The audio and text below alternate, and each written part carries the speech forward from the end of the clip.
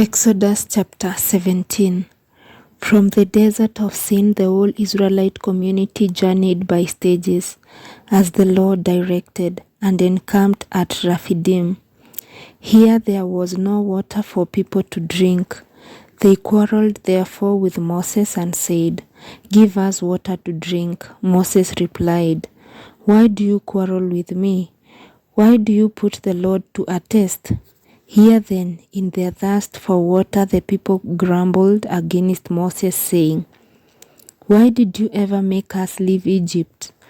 Was it just to have us die here of thirst with our children and our livestock?" So Moses cried out to the Lord, "What shall I do with these people? A little more, and they will stone me." The Lord answered, "Moses, go over there in front of the people along with some of the elders of Israel, holding in your hand as you go the staff with which you struck the river. I will be standing there in front of you on the rock in Horeb. Strike the rock and the water will flow from it for the people to drink." This Moses did in the presence of the elders of Israel. The place was called Massa and Meribah, because the Israelites quarreled there and tested the Lord, saying, Is the Lord in our midst or not?" At Rephidim, Amalek came, waged war against Israel. Moses therefore said to Joshua, "Pick up certain men and tomorrow go out and engage Amalek in battle. I will be standing on top of the hill with the staff of God in my hand." So Joshua did as Moses told him. He engaged Amalek in battle after Moses had climbed to the top of the hill with Aaron and Hur. As long as Moses kept his hand raised up, Israel and had the better of the fight. But when he let his hands rest, Amalek had the better of the fight. Moses' hands, however, grew tired, so they put a rock in place for him to sit on. Meanwhile, Aaron and Hur supported his hands, one on one side and one on the other, so that his hands remained steady till sunset. And Joshua mowed down Amalek and his people with the edge of the sword. Then the Lord said to Moses, "Write this down in a document as something to be remembered, and recite it in the ears of Joshua. I will completely blot out the memory of Amalek from under the heavens." Moses also built an altar there, which he called Yahweh Nissi, for he said, "The Lord takes in hand his banner. The Lord will war against Amalek through the centuries." Chapter 18.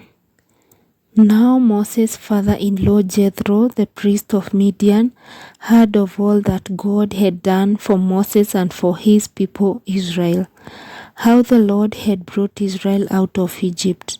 So his father-in-law Jethro took along Zipporah, Moses' wife, whom Moses had sent back to him, and her 2 sons. One of these was called Gershom, for he said, "I am a stranger in a foreign land." The other was called Eleazar, for he said, "My father's God is my helper. He has rescued me from Pharaoh's sword." Together with Moses' wife and sons, then his father-in-law Jethro came to him in the desert where he was encamped near the mountain of God. And he sent word to Moses, "I, Jethro, your father-in-law, am coming to you along with your wife and her 2 sons." Moses went out to meet his father-in-law, bowed down before him and kissed him. Having greeted each other, they went into the tent. Moses then told his father-in-law of all that the Lord had done to Pharaoh and the Egyptians for the sake of Israel, and of all the hardships they had had to endure on their journey, and how the Lord had come to their rescue. Jethro rejoiced over all the goodness that the Lord had shown Israel in rescuing them from the hands of the Egyptians. "Blessed be the Lord," he said, "who has rescued his people from hands of Pharaoh and the Egyptians. Now I know that the Lord is a deity great beyond all any other, for he took occasion of their being dealt with insolently to deliver the people from the power of the Egyptians." Then Jethro, the father-in-law of Moses, brought a holocaust and other sacrifices to God, and Aaron came with all the elders of Israel to participate with Moses' father-in-law in the meal before God. The next day Moses sat in judgment for the people, who waited about him from morning until evening. When his father-in-law saw all that he was doing for the people, he inquired, "What sort of thing is this that you are doing for the people? Why do you sit alone while all people have to stand about you from morning till evening?" Moses answered his father-in-law, "The people come to me to consult God. Whenever they have a disagreement, they come to me to have me settle the matter between them and make known to them God's decisions and regulations." "You are not acting wisely," his father-in-law replied. "You will surely wear yourself out, and not only yourself, but also these people with you. The task is too heavy for you. You cannot do it alone. Now listen to me, and I will give you some advice, that God may be with you.